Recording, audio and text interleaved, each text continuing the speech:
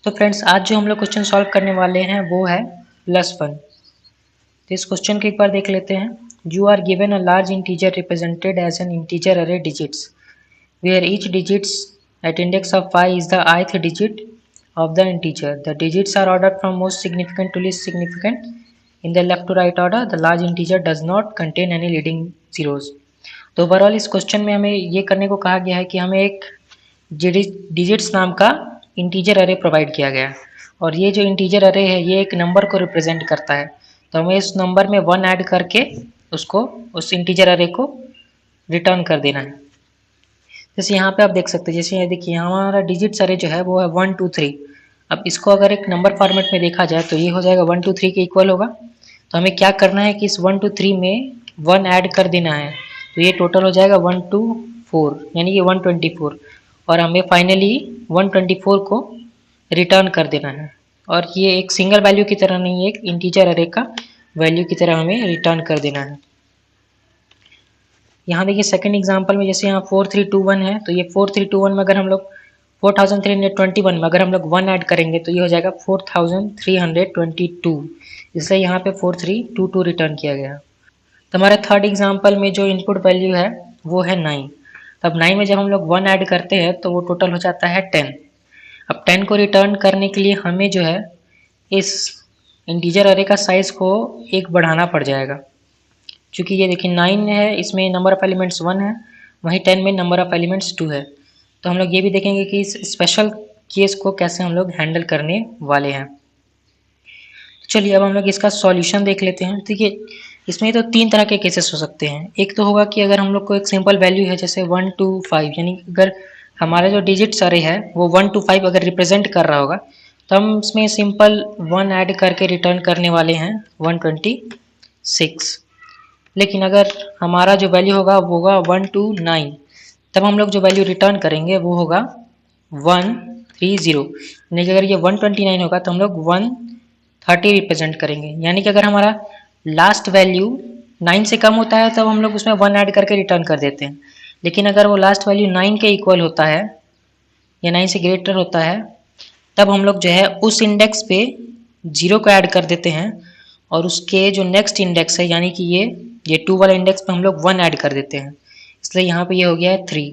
तो इस केस में हम लोग 129 था तो हम लोग यहाँ 130 रिटर्न कर दिए। तो यहाँ हमने 2 वैल्यूज़ चेंज की थी। और ये देखिए थर्ड केस तब होगा जब हमारे पास वैल्यू होगा 999। अब इस केस में हम लोग को क्या करना होगा, इस केस में देखिए अगर जब हमने देखा था कि अभी अगर लास्ट इंडेक्स पर अगर 9 है तो उसमें 1 ऐड करेंगे तो वो हमारा 10 हो जाएगा, इक्वल टू 0 हम मान के चलते हैं। अब यहाँ पे अब सेकेंड इंडेक्स में यहाँ पे 1 कैरी जाएगा तो ये 9 भी हमारा फिर से अगेन 10 हो जाएगा। तो यहाँ पे भी हम लोग 0 ही रखेंगे और यहाँ इस 9 पे भी अगर 1 कैरी जाएगा तो ये भी हो जाएगा 10। तो हमें यहाँ फिर से इस 9 की जगह भी 0 यहाँ लिखना पड़ेगा और लास्ट में हमारे पास जो कैरी वो 1 बच जाएगा, उसको हम लोग लास्ट में यहाँ पे ऐड कर देने वाले हैं। तो चलिए अब हम लोग इसका सॉल्यूशन देख लेते हैं। तो क्योंकि हम लोग किसी भी नंबर का एडिशन बैक साइड से स्टार्ट करते हैं इसलिए हम लोग जो फॉर लूप है वो रिवर्स में स्टार्ट करने वाले हैं। मैं फॉर ले लेता हूँ int i equal to digits dot length -1, ये लास्ट इंडेक्स का भी आई रिप्रेजेंट कर रहा है। I is greater than equal to 0, i minus.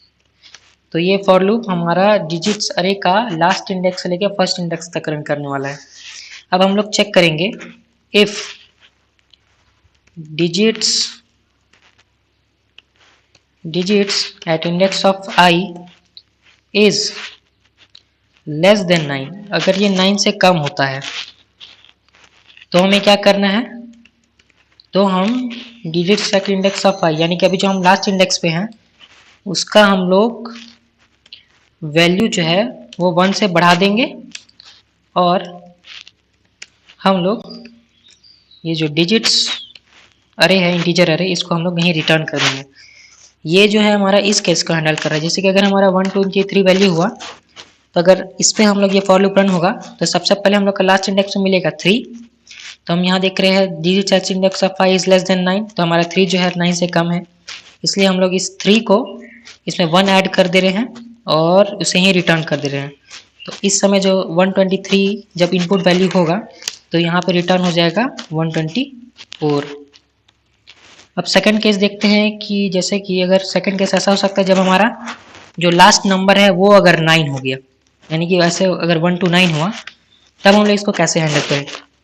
तो इसलिए हम लोग क्या करेंगे कि जैसे अगर हमारा जो अगर 9 से वैल्यू देखिए, अगर 9 से वैल्यू छोटा होगा तब तो ये पहले ही मतलब पहले ही बारी में ये रिटर्न हो जाएगा डिजिट्स, मतलब ये लूप जो है वो अपना लास्ट इंडेक्स पर बस एक इटरेशन में ही रिटर्न कर जाएगा। लेकिन अगर ये वैल्यू 9 से कम हुआ तब हम लोग को क्या करना है, मतलब अगर ये वैल्यू 9 के इक्वल हुआ तब हम लोग क्या करेंगे कि डिजिट्स एट इंडेक्स ऑफ आई को हम लोग 0 कर देंगे। यानी कि अगर ये वैल्यू हमारा 9 के इक्वल हुआ तो अगर इसमें 9 के इक्वल में हम लोग 1 ऐड करेंगे तो वो 10 बन जाएगा और 10 के लिए हम लोग यहाँ 0 लिखेंगे। और जो हमारा जो नेक्स्ट नंबर है उसमें हमें +1 करना है। तो ये जो फॉर लूप है ये एक बार नेक्स्ट इटरेशन पे चला जाएगा।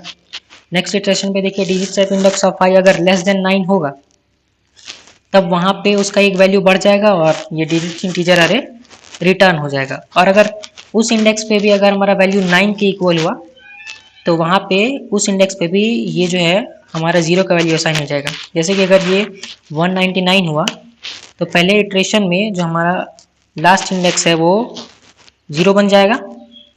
सेकेंड इटरेशन में हमारा जो सेकेंड लास्ट इंडेक्स है वो भी 0 बन जाएगा।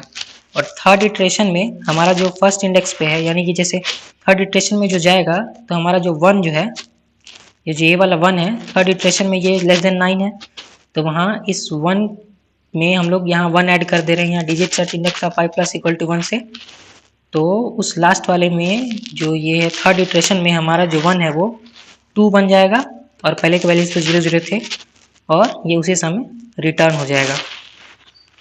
अब देखिए वो जो स्पेशल केस था जहाँ हमारे सारे डिजिट्स 999 थे, तो उस केस में क्या होगा कि लास्ट इटरेशन में जो हमारे पास जो डिजिट्स अरे बचेगा वो सारे को सारे उसमें एलिमेंट 0 हो जाएंगे, क्योंकि अगर लेस देन 9 कोई भी वैल्यू होता है तो उसी समय रिटर्न हो जा रहा है। अगर कोई भी वैल्यू 9 के इक्वल होता है, जितने भी 9 होते हैं उसको हम लोग 0 से रिप्लेस कर दे रहे हैं।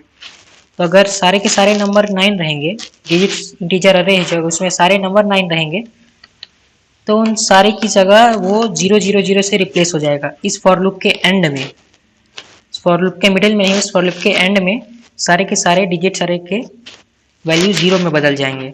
अगर हमारा जो इनपुट वैल्यू है वो उसमें केवल 999 हो सकेंगे, जितने भी 9 हो सकते हैं, जितने में उतने 9 हो सकते हैं। तो अब देखते हैं कि अब लास्ट में हम लोग क्या कर सकते हैं। अगर इस फॉर लूप के अंदर ही रिटर्न स्टेटमेंट हमारा हो गया तब तो यहाँ वाला लूप रन, यहाँ जो हम लिखे माने वो रन करेगा ही नहीं और यहीं पे हमारा सॉल्यूशन सॉल्व हो जाएगा इसी फॉर लूप के अंदर। लेकिन अगर ऐसा केस रहा तो इसे हैंडल करने के लिए हम लोग एक इंटीजर अरे क्रिएट करने वाले हैं, न्यू इंटीजर अरे। इसे हम ARR ले लेते हैं इक्वल टू न्यू इंट अरे। अब इसका देखिए साइज क्या होगा, क्योंकि जैसे कि हमारे पास ये 999 है तो डिजिट अरे का यहाँ पे साइज क्या है, डिजिट अरे का साइज यहाँ पे 3 है।